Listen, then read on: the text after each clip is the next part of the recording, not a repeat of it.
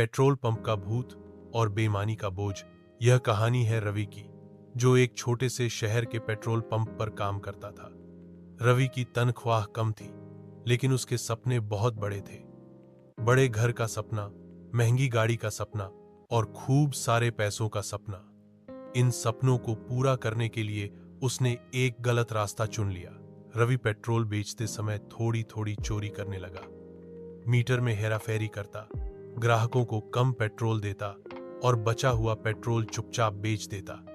धीरे धीरे यह उसकी आदत बन गई।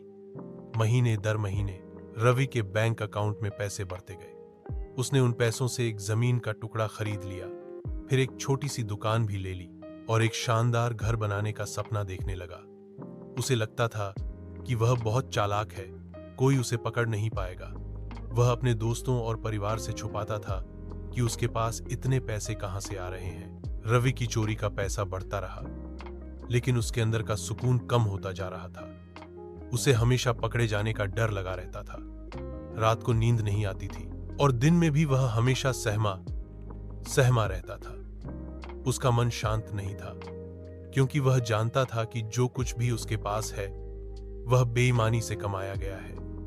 उसके पास जो भी चीज थी वह उसे खुशी नहीं देती थी, बल्कि एक बोझ की तरह लगती थी। रवि हमेशा की तरह पेट्रोल पंप से लौट रहा था।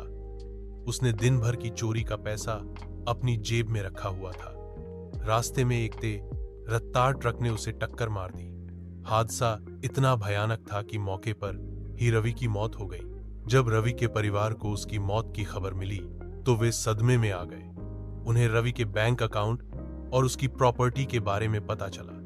इतना सारा पैसा और इतनी सारी संपत्ति देखकर वे हैरान रह गए। उन्हें नहीं पता था कि रवि के पास ये सब कहां से आया। रवि की मौत के बाद उसका सारा बेईमानी का पैसा और संपत्ति परिवार के लिए एक पहेली बन गई। किसी को समझ नहीं आ रहा था कि रवि ने ये सब कैसे जमा किया। उसके माता पिता और भाई बहन को रवि की कमाई पर शक होने लगा। उन्हें लगा कि यह पैसा गलत तरीके से कमाया गया है और वे इसे इस्तेमाल करने से डरने लगे। उन्हें लगा कि यह पैसा उनकी खुशियों को छीन लेगा, ठीक वैसे ही जैसे इसने रवि की शांति छीन ली थी। पेट्रोल पंप पर रवि की जगह एक नया लड़का काम करने आया।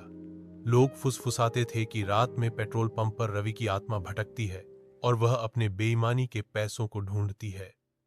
कई बार रात में काम करने वाले कर्मचारियों ने अजीब सी परछाइयां देखीं और मशीनों से अजीब आवाजें सुनी।